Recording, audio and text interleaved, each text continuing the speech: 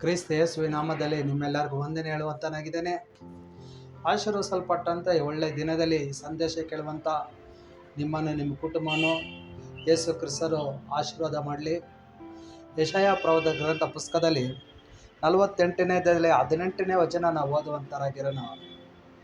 ನೀನು ನನ್ನ ಆಜ್ಞೆಗಳನ್ನು ಕೇಳಿದರೆ ಎಷ್ಟೋ ಚೆನ್ನಾಗಿತ್ತು. ನಿನ್ನ ಸುಖವು ದೊಡ್ಡ ನದಿಯಂತೆಯೂ ನಿನ್ನ ಕ್ಷೇಮವು ಸಮುದ್ರದ ಅಲೆಗಳಾಗೆ ಇರುತ್ತಿದ್ದವು.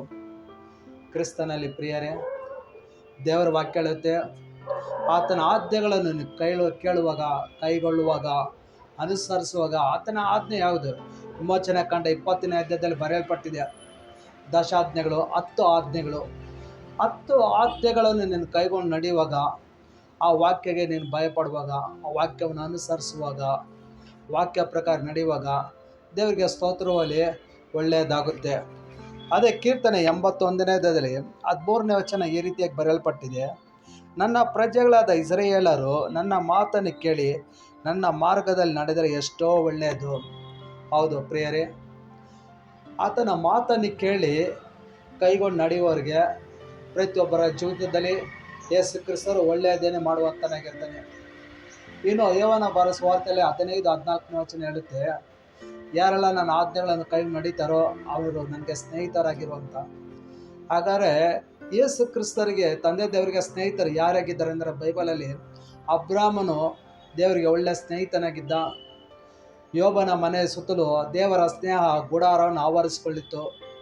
ಇನ್ನು ಯೇಸು ಕ್ರಿಸ್ತರು ಬೇತನ ಗ್ರಾಮದಲ್ಲಿ ನೋಡುವುದಾದರೆ ಲಾಜರನು ಒಳ್ಳೆಯ ಸ್ನೇಹಿತನಾಗಿದೆ ಯೇಸು ಕ್ರಿಸ್ತರಿಗೆ. ಹಾಗಾದರೆ ಯೇಸು ಕ್ರಿಸ್ತರ ಆಜ್ಞೆಗಳನ್ನು ಯಾರೆಲ್ಲ ಕೈಗೊಂಡು ನಡೀತಾರೋ ಅವರೆಲ್ಲ ಒಳ್ಳೆಯ ಸ್ನೇಹಿತರಾಗಿ ಮಾರ್ಪಡಿಸಿದ್ದಾರೆ.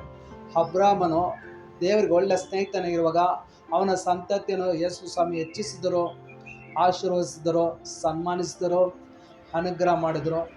ಇನ್ನು ಯೋಬನ ಮನೆಯ ಸುತ್ತಲೂ ಯೆಹೋವನ ಗುಡಾರವು ಆವರಿಸಲ್ಪಟ್ಟಿದ್ದು, ದೇವರ ಸ್ನೇಹವು ಆವರಿಸಲ್ಪಟ್ಟಿದ್ದು. ಹಾಗಾದರೆ ಯೋಬನ ಮನೆಯ ಸುತ್ತಲೂ ದೇವರ ಸ್ನೇಹ ಇರುವುದಾದರೆ, ಹಾಗಾದರೆ ಆತನ ಗುಡಾರವನ್ನು ಯಾವ ರೀತಿ ದೇವರು ಆಶೀರ್ವದಿಸ್ತಾನೆ? ದುಸ್ಥಿತಿಯನ್ನು ಹೋಗಲಾಡಿಸಿದರು, ವ್ಯಾಧಿಯಿಂದ ಬಿಡಿಸಿದರು, ಸಮಸ್ಯೆಗಳನ್ನು ಬದಲಾಯಿಸಿದರು. ತಂದೆ ದೇವರು ಯೋಬನ ಜೊತೆ ಒಳ್ಳೆಯದೇ ಮಾಡಿದ್ರು. ದುಪ್ಪಟ್ಟಾಗಿ 2ರಷ್ಟಾಗಿ ದೇವರು ಅನುಗ್ರಹ ಮಾಡಿದರು. ನಷ್ಟವಾಗಿರೋ ದೇವರು ವಾಪಸ್ ಕೊಟ್ಟರು. ಪ್ರಿಯರೇ, ದೇವರಿಗೆ ಸ್ತೋತ್ರವಲ್ಲಿ. ಇನ್ನು ಲಾಜರಗೆ ಯೇಸು ಕ್ರಿಸ್ತರು ಒಳ್ಳೆಯ ಸ್ನೇಹಿತನಾಗಿದ್ದಂಥ ಬೈಬಲ್ ವಾಕ್ಯದಲ್ಲಿ ಬರೆಯಲ್ಪಟ್ಟಿದೆ. ಪ್ರಿಯರೇ, ನೀನು ಆತನ ಆಜ್ಞೆಗಳನ್ನು ಓದುವಾಗ, ಕೈಗೊಳ್ಳುವಾಗ, ಅನುಸರಿಸುವಾಗ, ಆತನ ಮಾತಿಗೆ ವಿಧೇಯವುಳ್ಳವನಾಗಿ ನಡೆಯುವಾಗ, ಆತನಿಗೋಸ್ಕರ ನೀನು ನಿಲ್ಲುವಾಗ, ಆತ ಯೇಸು ಕ್ರಿಸ್ತರು ಪ್ರತಿಯೊಬ್ಬರ ಜೀವಿತದಲ್ಲಿ ಒಳ್ಳೆಯದನ್ನೇ ಮಾಡುವಂತನಾಗಿದ್ದಾನೆ. ಅಬ್ರಾಮನ ಆಶೀರ್ವದಿಸಿದವರು, ಈಸಾಕನ ಆಶೀರ್ವದಿಸಿದವರು, ಯಾಕೋಬನ ಆಶೀರ್ವದಿಸಿದವರು, ಯೋಬನ ದುಸ್ಥಿತಿಯನ್ನು ಹೋಗಲಾಡಿಸಿದವರು, ಸತ್ಯದ ಲಾಜರನ್ನು ಎಬ್ಬಿಸಿದವರು, ಇವರೆಲ್ಲರೂ ದೇವರಿಗೆ ಒಳ್ಳೆಯ ಸ್ನೇಹಿತರಾಗಿದ್ದರು. ಪ್ರಿಯರೇ, ಈ ಸಂದೇಶ ಕೇಳುವಂಥ, ಈ ಉಪದೇಶ ಕೇಳುವಂಥ ನೀನು ಯಾಕೆ ದೇವರಿಗೆ ಒಳ್ಳೆಯ ಸ್ನೇಹಿತನಾಗಿರಬಾರ್ದು? ಹಾಗಾದರೆ ಆತನ ಸ್ನೇಹಿತನಾಗಿರ್ಬೇಕಂದ್ರೆ ಆತನ ಆಜ್ಞೆಗಳನ್ನು ಕೈಗೊಂಡು ನಡೆಯುವಾಗ ಪರಲೋಕ ದೇವರು ನಿನ್ನನ್ನು ಸನ್ಮಾನಿಸುವಂತನಾಗಿದ್ದಾನೆ. ನಾವೆಲ್ಲರ ಕಣ್ಣುಗಳನ್ನು ಮುಚ್ಚಿ ನಾವು ಪ್ರಾರ್ಥನೆ ಮಾಡುವಂತರಾಗಿರೋಣ. ಶುದ್ಧನು ಶುದ್ಧನು ಶುದ್ಧನು ಪರಿಶುದ್ಧನು ಪರಲೋಕದ ತಂದೆಯಾಗಿರೋ ದೇವರೇ, ಆಶೀರ್ವದಿಸಲ್ಪಟ್ಟಂಥ ಈ ಒಳ್ಳೆಯ ಸಮಯದಲ್ಲಿ ಕರ್ತನೆ ನಿಮಗೆ ಆರಾಧನೆ ಆಗಲಿ. ಮೌನತುಲ ದೇವರೇ ನಿಮ್ಗೆ ಆರಾಧನೆ ಆಗಲಿ. ಸೃಷ್ಟಿಗೆ ಮೂಲ ಕಾರಣವಾಗಿರೋ ಕರ್ತನೆ ನಿಮ್ಗೆ ಆರಾಧನೆ ಆಗಲಿ. ವಿಮೋಚನೆ ಕಂಡ 20ನೇ ಅಧ್ಯಾಯ ಪ್ರಕಾರವಾಗಿ ದಶಾಜ್ಞೆಗಳಿದೆ ತಂದೆಯಾದ ದೇವರ ಸ್ತೋತ್ರ. ಆತನ ಆಜ್ಞೆಗಳನ್ನು ಈ ಉಪದೇಶ ಕೇಳುವಂಥ ಪ್ರತಿಯೊಬ್ಬರನ್ನು ಕೈಗೊಂಡು ಅನುಸರಿಸಿ ನಡೆಯುವಂಥ ದೈವಿಕ ಜ್ಞಾನ ದಯಪಾಲಿಸು, ಆತ್ಮೀಯ ಕಣ್ಗಳನ್ನು ತೆರೆಸು.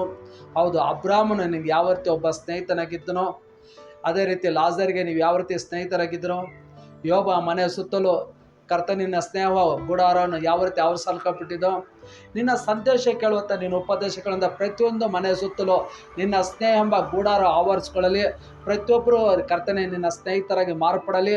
ನಿನ್ನ ಆಜ್ಞೆಗಳನ್ನು ಕೈಗೂ ನಡೆಯುವಂತೆ ದೃಢವಾದ ನಂಬಿಕೆ ವಿಶ್ವಾಸವನ್ನು ಕೊಟ್ಟು ಆತ್ಮೀಯಗಳನ್ನು ತೆರೆಸು. ನಿನ್ನ ಪಾದದಲ್ಲಿ ಕುಳಿತುಕೊಂಡು ಕೃಪೆ ಮಾಡುವಂತನಾಗಬೇಕೆಂದು ಯೇಸು ಕ್ರಿಸ್ತನ ಮೂಲಕವಾಗಿ ಪ್ರಾರ್ಥಿಸ್ತಾ ಇದ್ದೇನೆ. ನಮ್ಮ ಜೀವ ಒಳ್ಳೆಯ ತಂದೆ. ಆಮೇಲೆ